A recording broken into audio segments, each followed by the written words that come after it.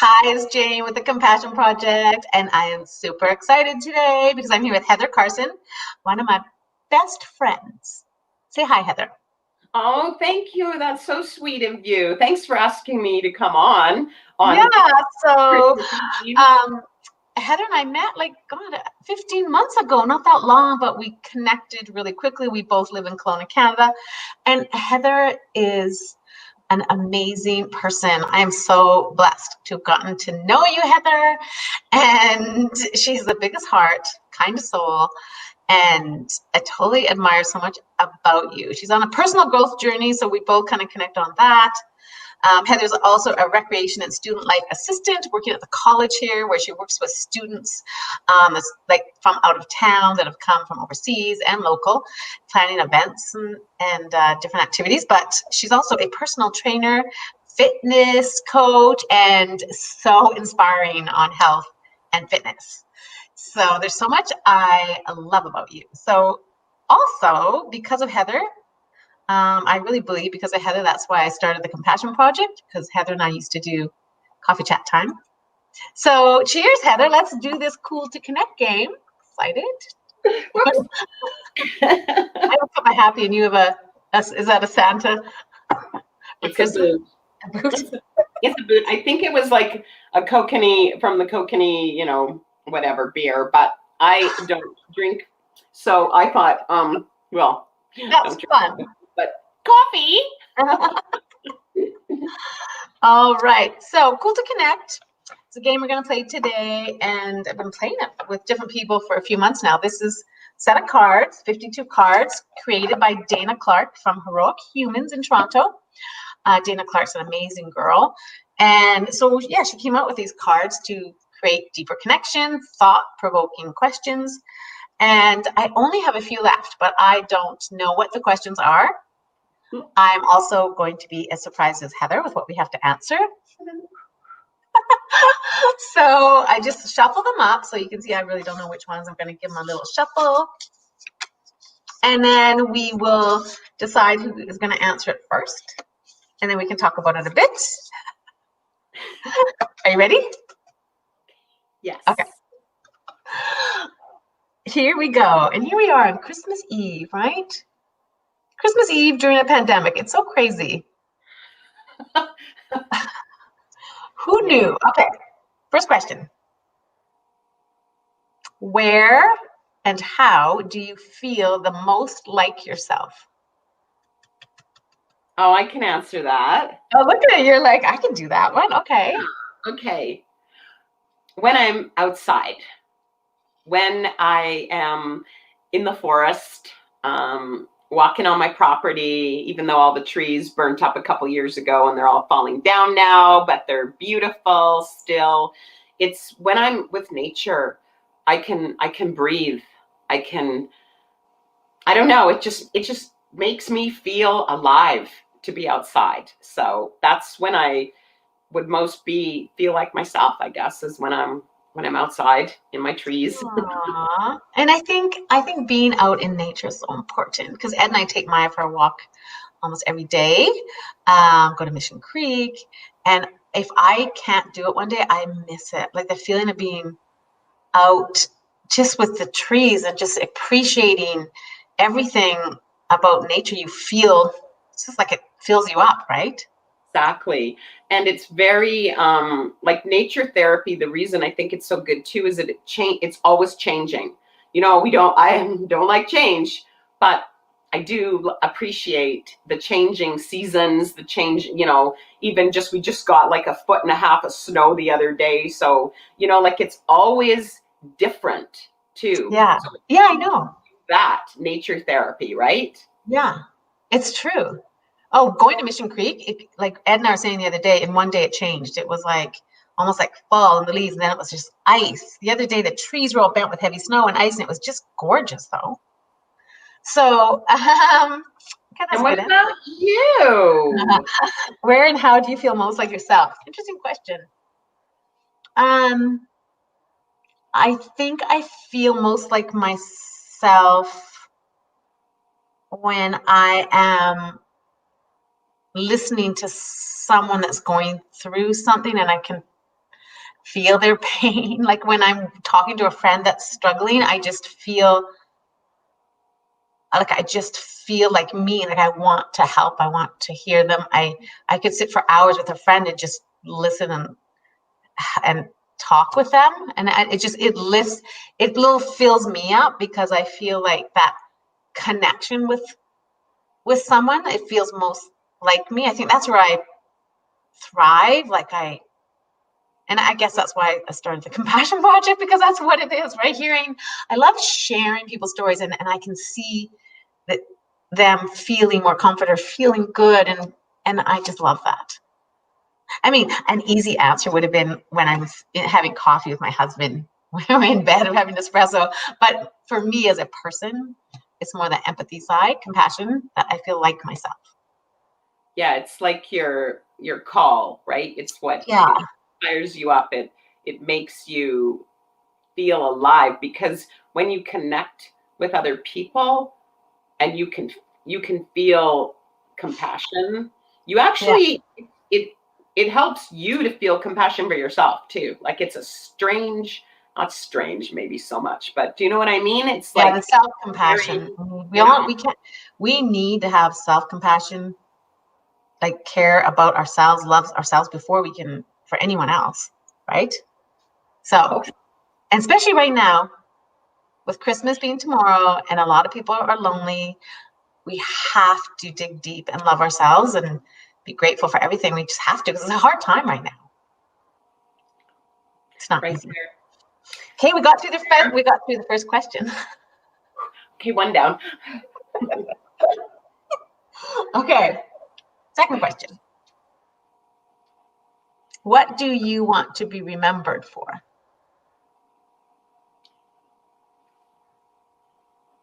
You can go first. What do I want to be remembered for? It's funny. I think it changes as you grow, you get older. We look at life differently. I truly, truly do want to make a difference in the world in some way. And I listen to something I love to listen to Oprah, and her mentor was Maya Angelou. And I remember this one little story where Oprah said to Maya Angelou after she started her school in Africa, she said, Maya, this is my legacy. I've created this school, and this is, what she's going to be remembered for. Oprah just felt so excited about it. And I guess Maya Angelou said to her, you have no idea what your legacy will be. And I guess Oprah was like, what do you mean? I started the school and this is my legacy. And Maya Angelou said, no, you have no idea. It's every life you touch is your legacy. Every person you're kind to, every person you treat with compassion or love, or then they will turn around and maybe do it for someone else. And it creates this ripple effect. And that's your legacy, how you go out in the world and treat people. So I think I want to be remembered for, was it being remembered for? Yeah, what do you want to be remembered for? I think I want to be remembered for just being kind and caring about people. And hopefully that creates a ripple effect of people being more compassionate and grateful for what they have. If I can, would it be great to be remembered as a really grateful person? I was like, that'd be good. That's beautiful. No, How about you? Well, as you And to know, be a grandma, of course. Don't we want to be remembered for to be a good grandma? well, yeah, yes, of course, that's. But I think I'd like to be remembered for someone who made a difference in the world in terms of sexualized violence. Wow. Very, very important to me. I work on a couple of committees, both provincially and locally. Yeah. Okay, that's amazing. It's been going on for far, far too long. And I'd like to think that in some small way that I can make a difference in changing. I'm just going to use the word because people don't like to use the word and don't want to hear it, but rape culture It's a Yeah. big word. It's a big ask of society, but Yeah. I think it's really important to me. Really, really important. So in some way, I want to think that I can contribute. Yeah. Okay, do you know what's I know interesting? it's a big topic. Oh It's not no, I don't it's want to okay. open that up or whatever, but that's what matters to me. Yeah. Like, you know, 40 years later, we're still, nothing's changed hardly. Yeah. Except we know we have words now that we can use, but Yeah. it's got to be a bit more than that. Anyways, Yeah. that's it. Yeah. Yeah. And, well, do you know, I'm reading this book, The Awakened Woman. Oh, right. Dr. Trent, and she was on the Oprah show. She was Oprah's #1 most favorite guest out of like 137,000 guests. And this woman was raised in Zimbabwe, and by the time she was 18, she had 4 children. She was married at 14. But there was also a reason for that, because I guess they married their daughters off young so they wouldn't be victims of rape, that people came into the villages, and if they were married, they were safer. So it was actually a reason to marry the girls off young to protect them. But her story is amazing, and it's just, you have to bring awareness to what's happening. And she said, which is really interesting, she said for people to find their purpose in life, she said you need to answer one question. And you know what the question is? What breaks your heart? If you can answer that question, like what breaks your heart? Someone might say, it breaks my heart when there's animals in Mexico that are starving, and then they'll get involved in an organization, and they will help bring these animals and find homes for them, because it breaks their heart. And I think of other people, what breaks your heart? It breaks my heart to know that children suffer, or children are in an abusive family or being abused. It breaks my heart. So then they might start an organization. She was like, to help children that are raised in domestic violence. Like, what is it in you? Could break your heart of people that are lonely, or don't see their value. There's so many things. And she said that's how you can find your purpose, and then help find an organization that you can work with. Wow, that's I never thought of it like that, but isn't that a powerful question? You get really it, and I think guess about it. when you think about it too, is what breaks your heart could be also your lived experiences, right? Okay, yes. It Right? does a lot comes from your past of what you've gone through, Yeah. and then you feel, because you have more empathy for people going through. If you went through something bad, you're going to feel for people. Exactly. Wow. That sounds like a great book. You should put it in the comments later. Yeah, I just started it, but I thought that was interesting because I was reading about that. What breaks your heart? I thought that's such an interesting question. And she was telling different people that what they've done, organizations they have set up because of answering that question. It led them to, and some people had to really think about it. Some people knew right away. So that's where you can find your purpose from. It's a great question. I know. Okay, see, interesting. Such an interesting conversation. And I think, because if you're already on with some organizations to work towards that, you will make a difference. And you always have to remember, it's all you need is one person to hear something you said that will change your life, that they'll go away thinking, wow, I never thought of that, or you know what I mean? And then you just need to change one person's life.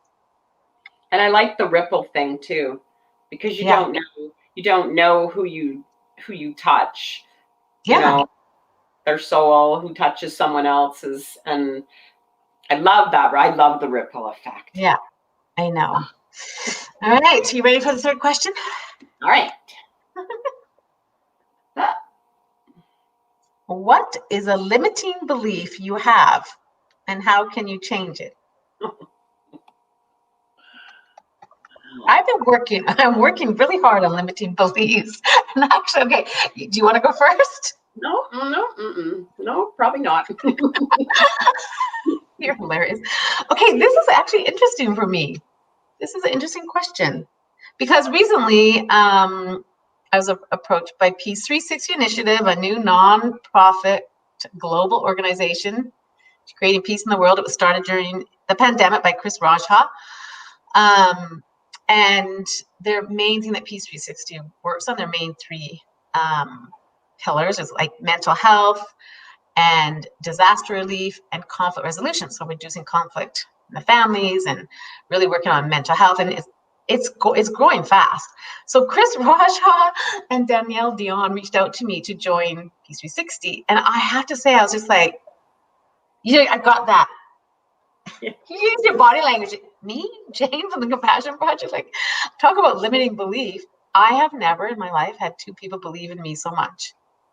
And it was shocking to me because I thought, okay, why don't I believe this in me? And so, they brought me on board, and I'm the director of public relations, and I was so like, what? I had to have faith in them that they saw something in me that I didn't see in myself, that I could, come aboard and make a difference and create connections and do these interviews. And so it's a pretty whirlwind 3 weeks. And then I was a moderator for their annual general meeting. I was honestly, again, I was like, I actually said to him, wow, you want me to, I could just feel like this little, I'm just this small, and no, it's shoulders back, step forward, I can do this. And I really had to work on myself and I am confident. I would do the I ams. Do you do those? I have an I am book. If anyone has a amazing I am book, I write it all. I am loved. I am joyful. I am blessed. I am grateful. I am compassionate. I am happy. I am prosperous. I am kind. I'm important. I am healthy.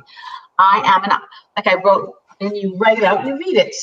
And so if you're feeling not confident in some area, you say it over and over. I am confident. I am good at this. I can do this. And then your shoulders start to go back. Like, I am enough.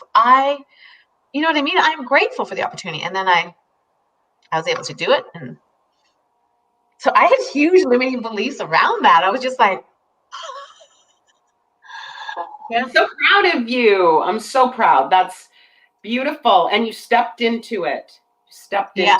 Yeah. Even though you were scared, right? And all the middle child stuff comes like, not, sorry. Heather knows me, my middle child, like, wow. Yeah. Okay, so what about you? Repeat the question again. What is a limiting question one more time so I have another minute to think about it? What is a limiting belief you have, and how can you change it?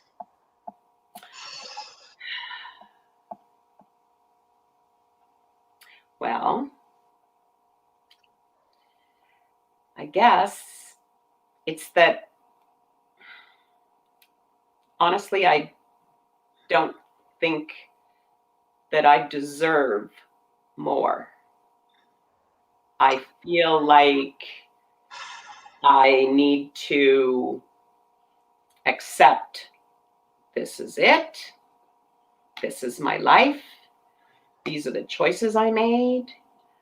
You can't go back. I don't deserve more. And the more can be a lot of things. It would be more wealth, more confidence, more love. It can be more love. So, and I know it's like, oh, come on, Heather. No. Like, pull it together. Yeah, you do. Well, like. No, Heather, it is, and I don't know exactly where it comes from. So I'm not sure exactly how to change it, because it's going to come, like, I'm pretty sure it's like way down, 3 years old, whatever. Like, but having said that, I do work, I do work on my personal development every day, every morning. It's been almost a year because of you, because you told me, remember you did, I think, a live on reading, and you had that where I think it was an article or a YouTube, right, on somebody that said you just need to read like 10 pages, and not at night before you go to bed, but first thing in the morning. You got to get up, you got to read your 10 pages, and pretty quick you'll be blasting off a book a month. That was Jim Quick. Jim Quick is a mind expert, and I had listened to him, and he said learning how to speed read or how to read a book a month and how you can do it. And Heather, I honestly admire you so, so much, because I did this Facebook Live on it.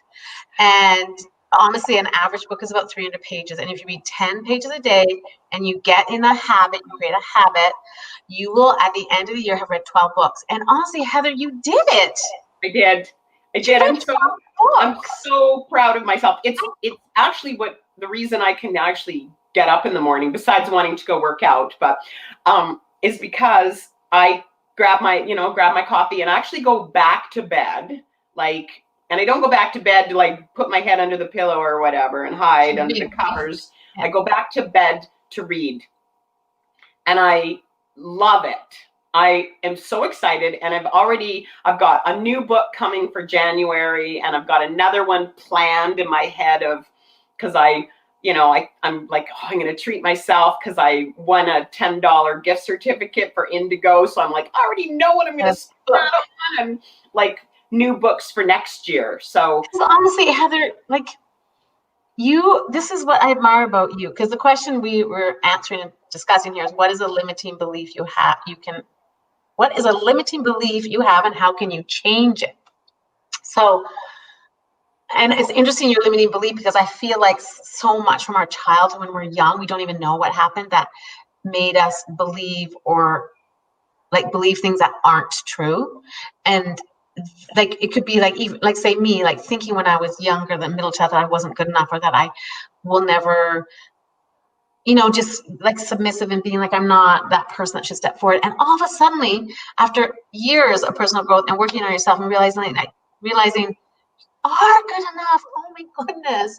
And I see you as this incredible woman that is so heart driven and beautiful and intelligent, and you work so hard on yourself, and you have so much value, and you are so worthy of so much love.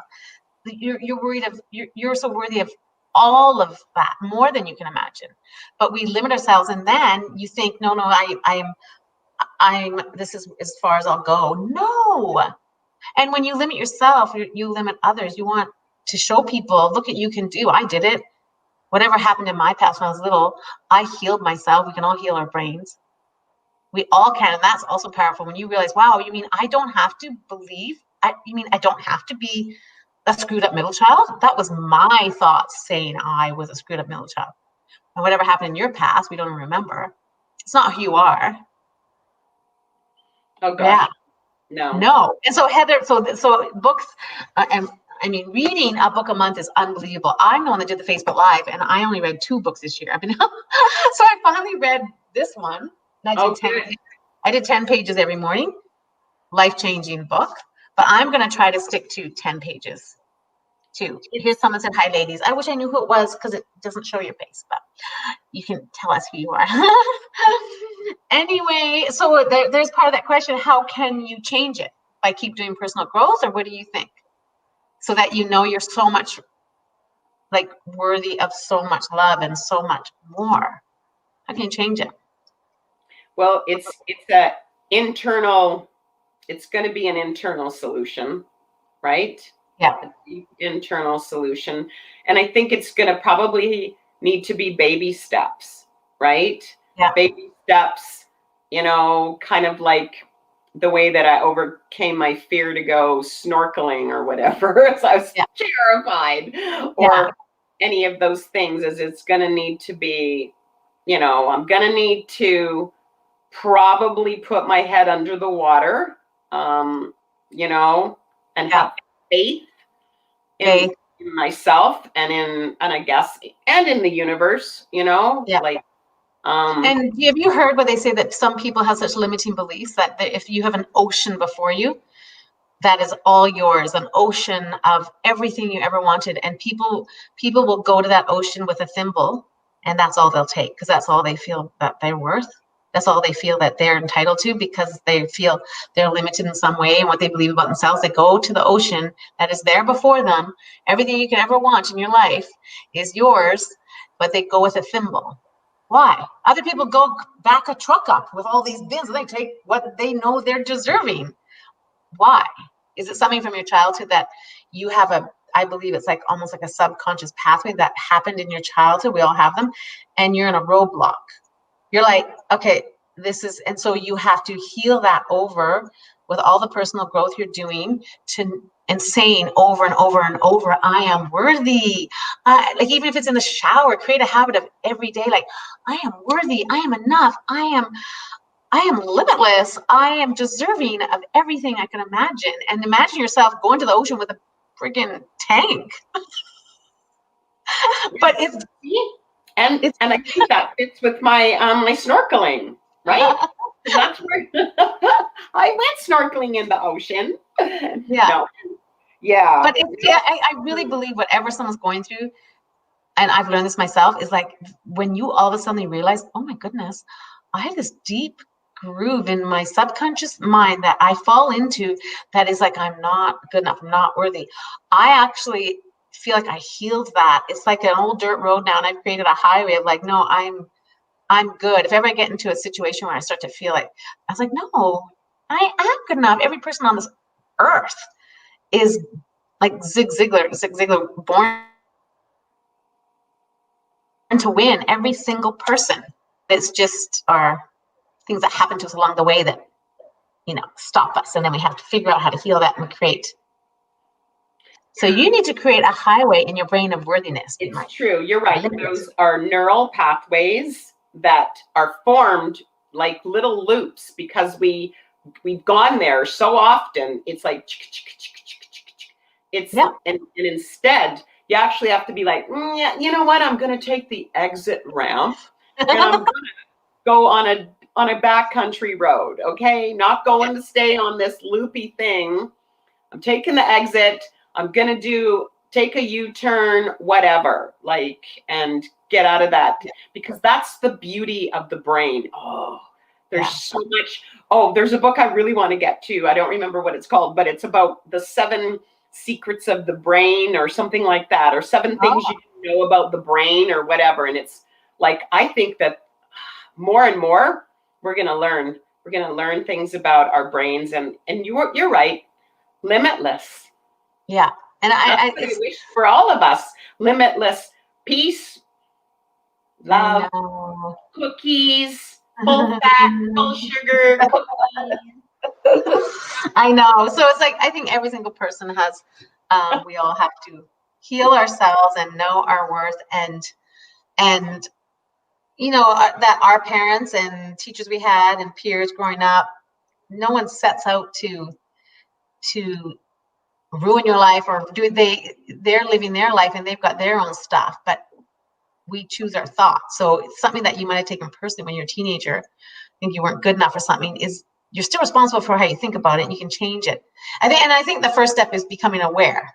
When you're aware of like, okay, I have to change this, I have the power to change it, that's the first step. And then changing your thoughts, and I really think a lot of it starts with gratitude. I always go back to gratitude. We can always find something to be grateful for, even when things are falling apart, and even in a pandemic when a lot of us are going to be alone. We can wake up, and if you wake up in the morning, they say the very first thing you should always say when you open your eyes is thank you. The very, very, very first thing, thank you.